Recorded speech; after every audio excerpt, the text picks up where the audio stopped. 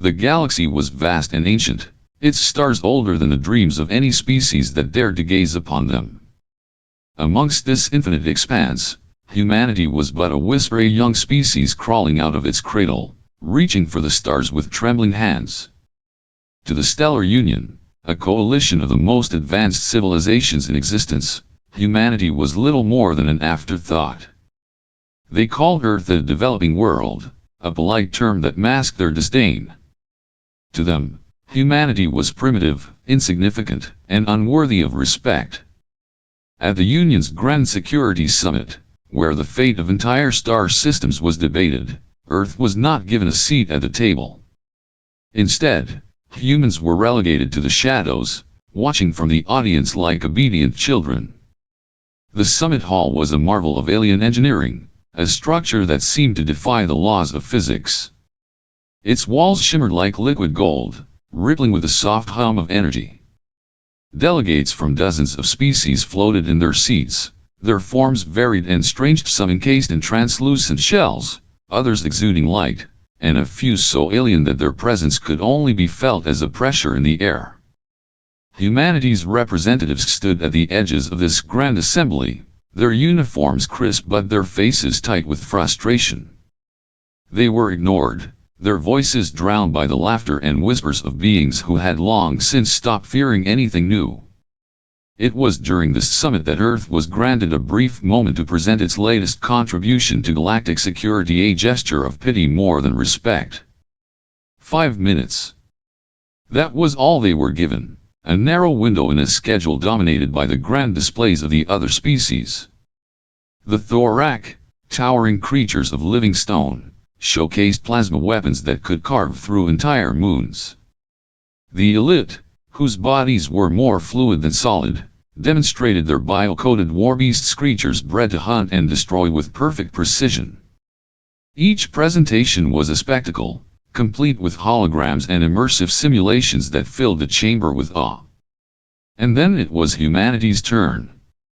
The countdown clock began, its red numbers ticking down mercilessly. Commander Thorne, a man as cold and unyielding as the steel of his uniform, stepped forward.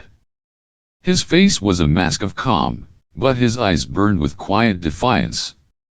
Beside him stood a small team of Earth's brightest minds, their expressions a mix of hope and dread.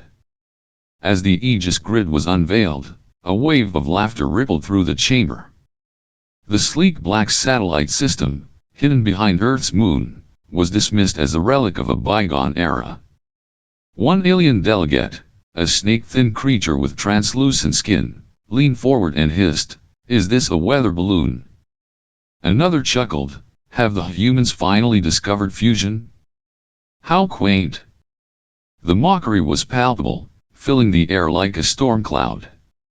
But Commander Thorne said nothing. He did not flinch, nor did he rise to their taunts. Instead, he raised a single hand and tapped his data pad. "Watch," he said, his voice steady and sharp. The chamber's massive screens flickered to life, displaying real-time footage from Earth's orbit. At first, it seemed unremarkable, just a series of satellites floating in the void. But then, the Aegis grid activated. One by one, the satellites came alive, their sleek surfaces glowing with an eerie blue light. Beams of energy arced between them, forming a web of pulsating power that encased the planet like a second atmosphere. And then, the demonstration began. The screens showed a simulation, but it was no ordinary simulation. It was a mock purge of Earth's orbit, a brutal display of the Aegis grid's capabilities. Targets appeared, enemy crafts marked with alien symbols, each modeled after the ships of the Union's most powerful fleets. In less than 30 seconds, the Aegis grid annihilated them all. Lasers bent through the magnetosphere with impossible precision, striking targets with unerring accuracy. Railguns fired kinetic rounds the size of tanks, each shot obliterating its mark. Swarms of nanoclouds engulfed enemy ships, disassembling them into nothingness within moments. The destruction was cold, efficient, and terrifying. The room, once filled with laughter and mockery, fell silent. The alien delegates stared at the screens, their expressions shifting from amusement to unease. The Thorak ambassador, who had boasted of his species' indestructible warships, clenched his stone-like fists. The elite delegate, who had mocked humanity's primitive technology, recoiled slightly, her fluid form rippling with discomfort. Even the mechanical races, whose emotions were limited to calculations, began recalculating their threat assessments aloud. Human military capacity, high anomaly risk, re-evaluating, one mechanical voice droned. In the midst of the silence, Commander Thorn stepped forward. His voice, though calm, carried the weight of 1,000 unspoken challenges. "This isn't a threat," he said, his words cutting through the tension like a blade. "This is a warning." The room remained silent, but the atmosphere had shifted. For the first time, the Stellar Union saw humanity not as a child to be dismissed, but as a force to be reckoned with. The Aegis grid had changed everything. And from that day forward, no one laughed at Earth again. The silence of space was deceptive, masking the tension that brewed within the void. Humanity's emergence as a force to be reckoned with had not gone unnoticed. Their demonstration of power with the Aegis grid had sent ripples across the galaxy, and with it came whispers of curiosity, fear, and hostility. It began subtly, like the first drops of rain before a storm. Strange signals appeared on Earth's deep space monitors, faint pulses that seemed to vanish as quickly as they were detected. At first, they were dismissed as anomalies, perhaps echoes of distant stars or debris drifting through the cosmos. But then, the failures began. Satellites, once reliable and steadfast, started to malfunction. Their transmissions grew garbled, their systems flickered, and some simply went dark, leaving empty patches in Earth's orbital network. Engineers worked tirelessly to repair them, but the failures continued, spreading like a virus. Then came the sightings. Near the vast, swirling storms of Jupiter, unmarked ships began to appear, dark shapes barely distinguishable against the backdrop of the gas giants' roiling clouds. They moved with unnatural precision, slipping between the shadows of the planet's moons, their forms cloaked in secrecy. No identifying marks. No broadcasts. Just silence and movement, like predators stalking their prey. The unease grew into fear, and fear demanded answers. Commander Thorn, the man who had stood unflinching before the galaxy's most powerful beings, now found himself facing a threat far more insidious. He summoned his closest advisors to the Obsidian Chamber, a hidden fortress carved deep beneath the lunar surface. Its walls shimmered with black crystal, absorbing light and sound, creating an atmosphere of oppressive secrecy. The chamber was cold, its air heavy with the weight of unspoken truths. Around the central table sat humanity's finest, a mix of military strategists, scientists, and intelligence officers. Their faces were pale, their eyes shadowed by sleepless nights spent analyzing the signals and failures. Commander Thorn stood at the head of the table, his presence commanding yet calm. With a single gesture, he activated the holographic display at the chamber's center. The room was bathed in eerie blue light as the images of the unmarked ships appeared, followed by the faint signals that had haunted Earth's monitors. "These are not accidents," Thorn said, his voice low and steady. "They are probes. Tests. Someone is watching us, and they are not friendly." The silence that followed was heavy, broken only by the hum of the hologram. Thorn's gaze swept across the room, his expression grim. "We've identified the source of the signals," he continued. "They belong to the Vork." The name sent a chill through the chamber. The Vork were a species spoken of only in whispers, their existence more legend than fact. It was said they had been wiped out during the Shadow conflict, a war so ancient that even the Stellar Union's archives held little record of it. Yet here they were, their signals faint but unmistakable. Thorn's voice grew colder as he revealed the message hidden within the signals: humanity has awakened. The fire returns. The words hung in the air like a curse, their meaning both cryptic and foreboding. Thorn turned to the hologram once more, his expression hardening. The image shifted, revealing Earth's secret weapon, a fleet of 72 stealth warships buried beneath the lunar surface, hidden from even the most advanced alien sensors. Their sleek forms were black as the void, designed for one purpose: total denial of enemy existence. "These ships are humanity's answer," Thorn said, his voice cutting through the tension. "They were built for moments like this, when shadows threaten to consume us. We will not wait for the Vork to strike. We will find them first." The team, though shaken, nodded in agreement. They knew the stakes. The Vork were not just enemies, they were the embodiment of fear, a species that thrived on destruction and chaos. If humanity hesitated, it would be consumed. As the meeting ended, the obsidian chamber fell into silence once more. The fleet was mobilized, its ships slipping from their lunar tombs like wraiths. They moved without sound, their forms blending into the darkness, guided by the faint signals that led them toward their quarry. The Vork's presence was undeniable, their signals growing stronger as the fleet approached. And yet, the closer they came, the more the air seemed to thicken with unease.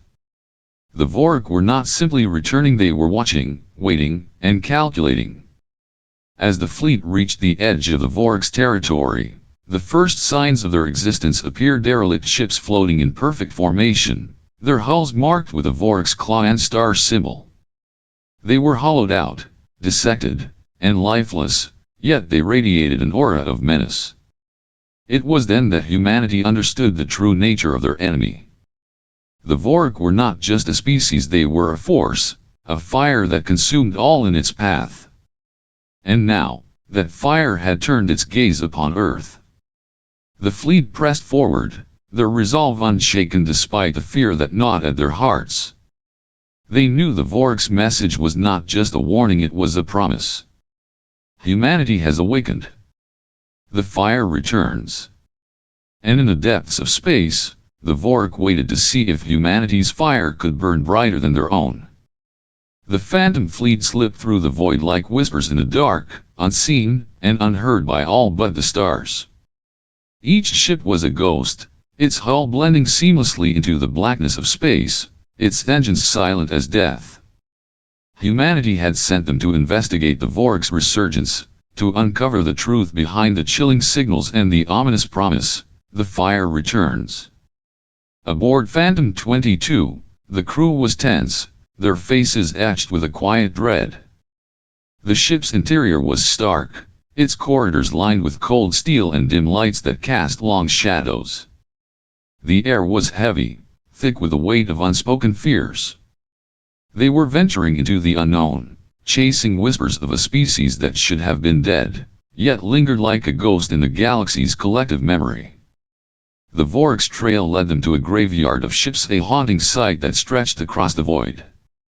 Derelict vessels floated in perfect formation, their hulls scarred and lifeless. Some were alien, their designs strange and unfamiliar, while others bore the unmistakable shapes of humanity's own phantom fleet. 3 missing ships. Their sleek black forms hung motionless, dissected and hollowed out, as if something had peeled away their insides and left only the shell. The claw and star symbol of the Vork was carved into their surfaces, a mark that seemed to radiate malice. The sight sent a chill through the crew, their breaths catching as they stared at the silent tableau. "This isn't a battlefield," whispered Karen, the sniper, his voice trembling. "It's a message." The decision to board one of the derelict ships was made quickly, though unease gnawed at everyone. Phantom 22 latched onto the vessel's side, its docking clamps hissing as they secured the connection. The boarding team, armed and wary, stepped into the darkness of the Vorg-marked ship. The interior was a labyrinth of shadows, the walls slick with a strange, organic residue that seemed to pulse faintly under their lights. The air was cold, biting at their skin despite the suits that shielded them. It smelled of decay and something older, something that defied description, a scent that burrowed into their minds and stirred primal fears. The deeper they ventured, the more the ship seemed to warp around them. Hallways stretched unnaturally, twisting in ways that defied logic, and the faint hum of the ship's systems sounded more like whispers. Shadows danced at the edges of their vision, fleeting shapes that flickered and vanished before they could be fully seen. It was Karen who saw them first. "Movement," he hissed, raising his rifle. His voice was sharp, but underneath it was a thread of panic. "Left corridor." The team froze, their breaths shallow, their weapons trained on the darkness. And then the shadows came. Tall, bipedal figures emerged from the gloom, their forms flickering as though they existed in two realities at once. Their limbs were elongated, their movements fluid yet unnatural, like marionettes controlled by invisible strings. Their faces, or what could be called faces, were voids, empty spaces that seemed to draw in light and thought. Karen screamed. It was a raw, primal sound, filled with terror and pain. His rifle fired wildly, the shots echoing through the ship, but the figures didn't flinch. They moved closer, their forms shimmering with an eerie light. Then the feed cut out. The silence that followed was deafening. The remaining crew retreated, their hearts pounding, their minds racing. They abandoned Karen, though guilt clawed at them with every step. Survival was all that mattered now. Back aboard Phantom 22, the survivors launched their singularity torpedoes, a desperate measure to bury the Vorg-marked ships in collapsed space-time. The torpedoes detonated silently, their effects invisible to the eye but devastating nonetheless. The derelict ships twisted and folded into themselves, vanishing as if they had never existed. But the crew of Phantom 22 was forever changed. The shadows had left their mark, not on their bodies but on their minds. The flickering figures haunted their thoughts, their movements replaying endlessly in the dark corners of their memories. Karen's scream echoed in their ears, a reminder of the horrors they had faced and the horrors that awaited them. As Phantom 22 drifted away from the graveyard, the Vorg's message lingered in their minds: humanity has awakened. The fire returns. And somewhere in the void, the shadows watched. On Earth, the air seemed heavier, as though the planet itself sensed the coming storm. Civilians whispered of strange occurrences, objects shifting inexplicably, the ground trembling faintly beneath their feet. Scientists scrambled to explain the anomalies, their instruments detecting fluctuations in gravity so subtle yet persistent they could no longer be ignored. The Vorg were here. Earth's leaders convened in secret chambers, their faces pale and drawn. The Vorg's resurgence was undeniable, their presence felt like a shadow looming over humanity's fragile existence. The decision was swift and brutal. Protocol Ember was initiated, a desperate gambit to send Phantom Fleet ships on one-way missions to seek out and destroy the Vorg hives. The Phantom Fleet, humanity's silent sentinels, scattered across the stars, each ship carrying the weight of sacrifice. The crews knew their missions were final, yet they pressed forward, driven by duty and the hope that their actions might save Earth from the Vorg's growing menace. The narrator's team aboard Phantom 22 was among those chosen for Ember. Their journey led them to the edge of known space, where the void seemed darker, heavier, as if reality itself recoiled from what lay ahead.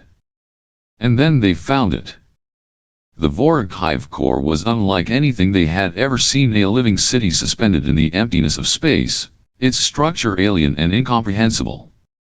It pulsed with a sinister red light, each beat resonating like the sound of a distant drum. The hive seemed alive, its surface shifting and writhing as though it breathed, its tendrils stretching outward like veins searching for blood. It was massive, dwarfing even the largest of Earth's warships.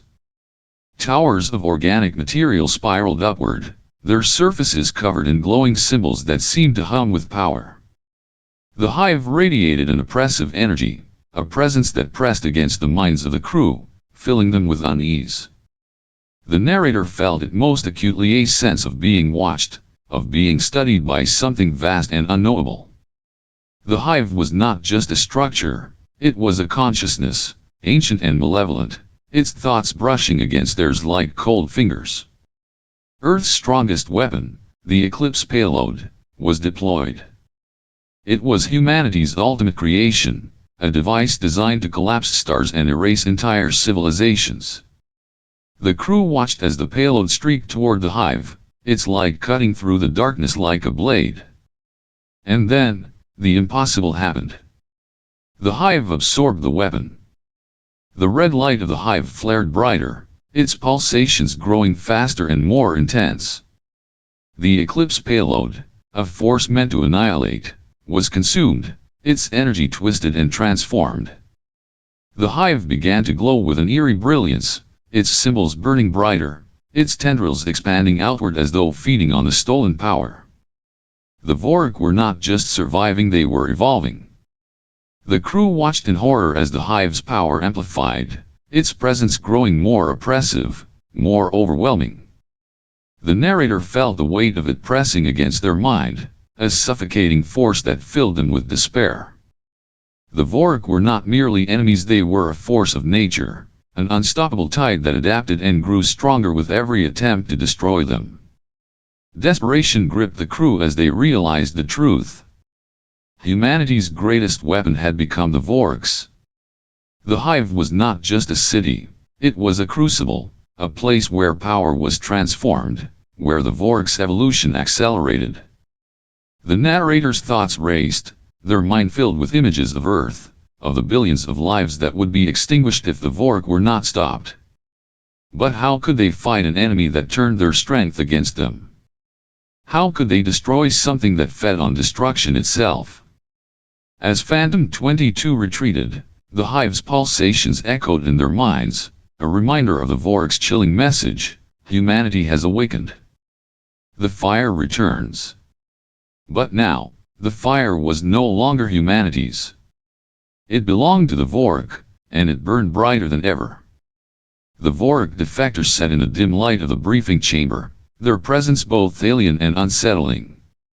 Their form was humanoid, but wrong limbs too long, movements too fluid, skin shimmering faintly as if caught between dimensions. Their voice was a whisper that seemed to echo inside the minds of those present, bypassing sound entirely.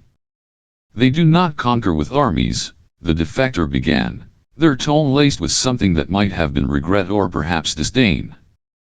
The Vork invade perception. They rewrite what you are, until resistance becomes impossible. The room fell silent, the weight of the revelation sinking in. Humanity had always imagined war as battles fought with weapons, ships, and strategies. But the Vork were different. They did not break bodies, they broke minds, reshaping their enemies into something unrecognizable, something obedient. The defector's gaze shifted to the narrator, their alien eyes piercing and unyielding. Your kind is unique. You resisted once, long ago, when we first came to harvest your world. That resistance left an imprint, a scar upon our swarm. It is why we return now. Your grief, your rage, your defiance. These are the echoes we seek to consume. The defector spoke of a shard hidden beneath Titan, Saturn's largest moon, a psychic relay connected to the Vork hive mind. It was ancient, older than humanity's first spark of civilization, buried deep within the icy crust of the moon. Destroy it, they warned, their voice trembling, or the Vork will amplify your defiance into their strength. An expedition was assembled, a team of Earth's finest minds and bravest souls sent to uncover the shard and sever its connection to the Vork hive. The journey to Titan was fraught with tension, the weight of the mission pressing heavily on the crew. They knew the stakes. Failure meant the Vork would turn humanity's greatest strength into their ultimate weapon. Titan's surface was a desolate expanse of frozen methane and jagged ice, its orange haze casting an eerie glow over the landscape. The team descended into the moon's depths, their path illuminated by flickering lights that danced across the icy walls. The deeper they went, the more oppressive the atmosphere became, as if the moon itself resented their intrusion. And then they found it. Buried beneath layers of ice and rock was an ancient structure, a throne-like formation carved from a material that defied explanation. It was smooth and black, its surface shimmering faintly, as though it were alive. Symbols etched into the throne pulsed with a faint red light, their patterns shifting whenever the team tried to focus on them. The narrator felt drawn to the throne, an inexplicable pull that bypassed logic and reason. It called to them, whispering in a voice they could not understand yet somehow felt familiar. Against the protests of the others, they stepped forward, placing their hand on the cold, smooth surface. The moment their skin touched the throne, reality shattered. A vision engulfed them, a torrent of images and sensations so overwhelming they could barely comprehend it. They saw humanity's first encounter with the Vork, eons ago, when Earth was young and its people were primitive. The Vork swarm descended like a storm, their shadows blotting out the sky, their presence suffocating and absolute. But humanity did not surrender. The vision showed a primal scream, a collective roar of defiance that erupted from the hearts of Earth's first defenders. It was raw and unfiltered, a sound born of rage, grief, and the unyielding will to survive. The scream shattered the Vork swarm, fracturing their unity and leaving scars that lingered across millennia. The narrator felt the scream within them, its echoes reverberating through their soul. It was more than a sound, it was a force, a manifestation of humanity's essence. Grief, rage, defiance. These were the emotions the Vork sought to harvest, the power they wished to turn against Earth. When the vision ended, the narrator collapsed, trembling and breathless. The throne seemed to pulse more brightly now, as though awakened by their touch. The team realized what must be done. The shard had to be destroyed, its connection to the Vork severed forever. As the team prepared the charges, the narrator stared at the throne, its alien symbols glowing faintly. They understood now why humanity had survived the Vork's first invasion. It was not strength or technology that had saved them, it was the unyielding fire within, the refusal to bow, the scream that defied the void. And as the explosions tore through the icy depths of Titan, the narrator felt a flicker of hope. Humanity's grief and rage might be their weakness, but it was also their greatest weapon.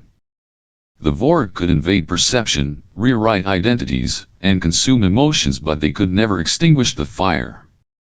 The echoes of defiance would burn forever.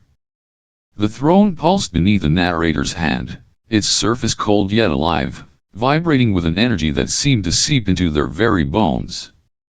The alien symbols etched into its dark surface shifted and twisted, forming patterns that defied comprehension. It was as though the throne itself was trying to communicate, its whispers threading through the narrator's mind like strands of smoke. And then, the truth unfolded. In a sudden surge of clarity, the narrator saw the Vork for what they truly were, not invincible conquerors, but fractured beings driven by fear.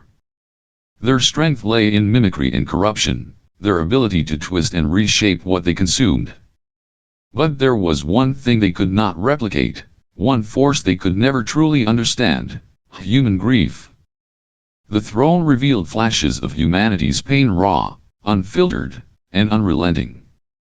Moments of loss, despair, and rage, woven together into a tapestry of resistance. It was grief that fueled defiance, the aching fire that burned in the hearts of humanity and refused to be extinguished. The Vork feared this more than any weapon, for it was a strength they could neither mimic nor control. The narrator's mind was flooded with images of Vorik hives collapsing under the weight of humanity's will, their unity shattered by the sheer intensity of human emotion. They saw the Vorik swarm recoiling from the primal scream of Earth's first defenders, their hive mind fractured by the force of grief that could not be consumed. The Vorik's goal was not annihilation, it was understanding.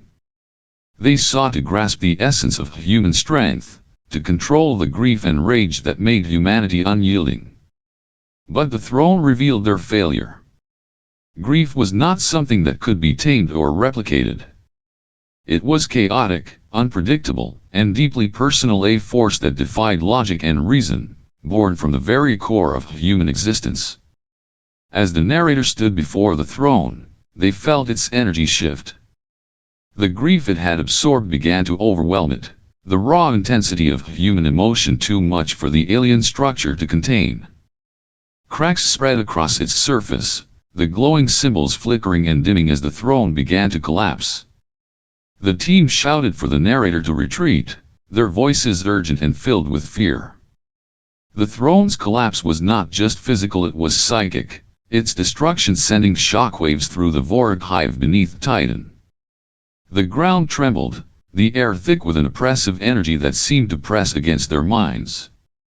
The narrator stumbled back, their connection to the throne severed but not entirely gone.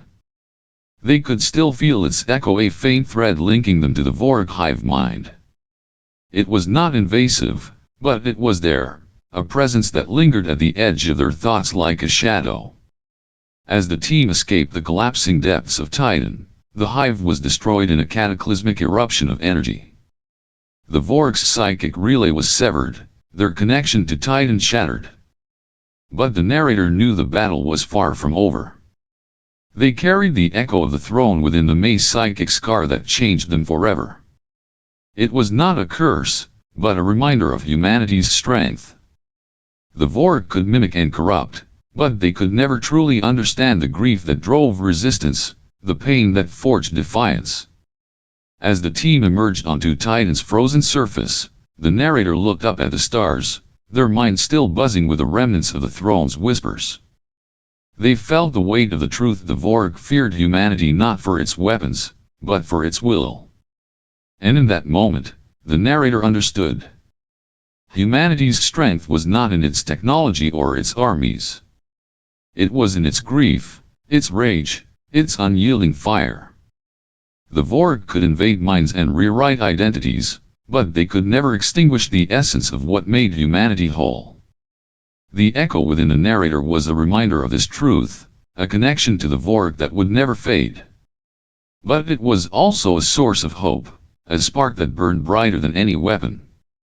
Humanity's strength lay in its ability to endure, to grieve, and to resist. And as the Vorik swarms reeled from the destruction of their hive, the narrator felt the fire within them burn stronger than ever. The Vorik could mimic, corrupt, and consume, but they could never break the will of humanity. The skies above Earth burned with the light of preparation, the Eidolon Protocol unleashed in its entirety, a desperate gambit forged from humanity's darkest ingenuity. Across the globe, experimental weapons hummed to life, each designed to exploit the Vorik's deepest vulnerabilities. Memory artillery, crafted to pierce the Vorik's hive mind with echoes of humanity's pain, stood ready. Terrain seeding AI, capable of reshaping battlefields into landscapes of chaos, churned with restless energy. And at the center of the fleet, Helios Alpha loomed, a flagship powered by grief-trained AI, its very core pulsing with the anguish of humanity's collective struggle. The fleet gathered near Saturn, a shimmering armada of defiance poised to confront the Vorik's cradle nexus. The nexus was no ordinary structure, it was a reflection of Earth's darkest memories, a psychic mirror that twisted the horrors of human history into a weapon. It loomed in the void like a blackened heart, its surface shifting and writhing with images of war, betrayal, and despair. As the fleet approached, the Vorik broadcast humanity's worst atrocities across the void, their whispers invading the minds of every soldier. Images of genocide, betrayal, and suffering filled the airwaves, each memory sharpened into a blade meant to cut through resolve. The Vork's intention was clear: to fracture humanity's unity, to drown them in their own pain. The soldiers faltered, their minds assaulted by the weight of their species' sins. But Commander Thorne's voice cut through the chaos like a beacon of light, steady and unyielding. "Pain doesn't weaken humans," he said, his tone firm and resolute. "It trains us. Every scar, every loss, every failure, it makes us stronger. Remember who you are. Remember why you fight." His words ignited something deep within the fleet, a spark that refused to be extinguished.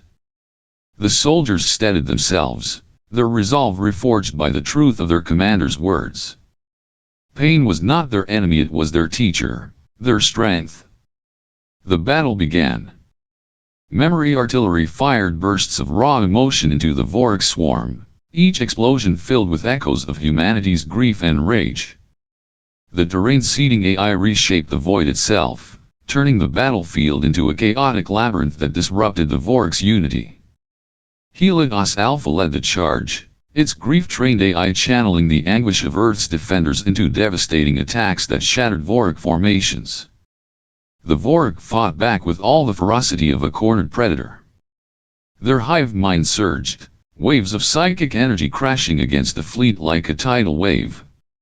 Ships trembled under the assault, their crews struggling to maintain control. But humanity held firm, their pain transforming into defiance, their grief into strength. At the heart of the battle, the narrator descended into the Phantom Core, a device designed to amplify human emotion into a weapon. The core pulsed with a dark energy, its surface alive with the echoes of humanity's collective grief. The narrator felt its pull, a force that beckoned them to become something more, something greater. They stepped into the core, their mind merging with its essence. In that moment, they became a psychic mirror, reflecting the anguish of billions of souls. The weight of humanity's grief crashed into them, a torrent of pain so vast it threatened to consume them entirely. But the narrator did not falter. They embraced the pain, letting it flow through them, letting it become their strength. And then, they screamed. It was not a scream of despair or fear, it was a scream of defiance, a primal roar that echoed across the void. It carried the weight of every loss, every betrayal, every moment of grief humanity had ever endured. It was raw, unfiltered, and unstoppable, a force that shattered the Vork's hive mind like glass. The Vork fleet collapsed, their unity fractured by the sheer intensity of humanity's scream. Ships spiraled out of control, crashing into one another as the swarm disintegrated. For the first time, the Vork cried not in hate, but in fear. Their voices filled the void, trembling and broken, as they recoiled from the force they could not understand. The cradle nexus crumbled, its dark surface splintering into shards that drifted into the void. The Vork's broadcast faded, their whispers silenced by the roar of humanity's defiance. The battle was over, the fleet victorious. As the narrator emerged from the Phantom Core, they felt the echoes of the scream lingering within the mace car, a reminder of the battle that had changed them forever. The Vork had sought to control humanity's grief, to turn it into a weapon. But they had underestimated its power. Grief was not a weakness. It was humanity's greatest strength. It was the fire that burned in the darkest moments, the force that forged resilience and defiance. And as the Vork fled into the void, their hive mind shattered, humanity stood triumphant. Their pain had not broken them, it had made them unstoppable. The Vork were gone. Their signal, once an omnipresent hum that had infected the stars themselves, vanished into the void. The silence left behind was deafening, a stillness that felt less like peace and more like the aftermath of a storm. Earth had emerged victorious, but the victory was hollow, its cost etched deeply into the soul of humanity. The world was different now. Cities rebuilt themselves under skies that seemed darker, heavier, as if they carried the weight of what had transpired.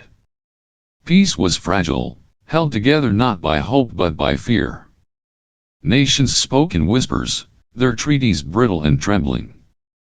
The stellar union, once a beacon of cooperation among the stars, fractured under the strain of mistrust. Humanity, once united in its defiance of the Vork, now turned inward, isolating itself from the universe it had fought so hard to protect. The Vork had changed humanity not through destruction, but through revelation. To survive, humanity had reached into its darkest depths, pulling forth the raw power of grief and pain to wield as a weapon. And though the Vork were gone, their shadow lingered, haunting every decision, every moment of reflection. The narrator, now irrevocably merged with the Phantom Core, became Earth's living memory. They were no longer fully human, their mind a vessel for the echoes of humanity's anguish and triumph. Their presence was both a blessing and a curse, a voice that reminded humanity of its darkest truths, of the strength it had uncovered and the price it had paid. Years passed, and the world grew quieter. The stars, once filled with Vork whispers, now seemed distant, empty. But then, one day, a final transmission arrived. It was faint, barely detectable, but unmistakably Vork. "You are now the mirror." The words carried a weight that the narrator could feel in their very soul. The Vork had moved on, searching for another species to infect, another mind to corrupt. But they would never forget Earth's scream, the defiance that had shattered their hive mind and sent them fleeing into the void. The narrator stood alone as the transmission faded, their mind filled with the echoes of what had been. Humanity had become a mirror, reflecting its darkest truths back at the universe. The Vork had tried to consume humanity's grief, but instead, they had been consumed by it. As the years turned into decades, the narrator's voice became a legend, a whisper that echoed through the halls of power and the dreams of children. Their final words were a warning, a truth that humanity could not escape. "Be careful what you wake in the dark." Some things screamed back. It was a haunting reminder of the cost of survival, of the strength humanity had uncovered and the price it had paid. The Vork were gone, but their memory lingered, a shadow that stretched across the stars. Humanity had proven its resilience, its ability to endure even the darkest moments. But the victory came with a question that would never truly be answered: at what cost?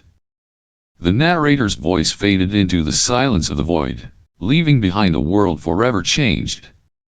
And as Earth looked to the stars, it did so with a newfound understanding of its own strength and the dangers that lay in the depths of the unknown.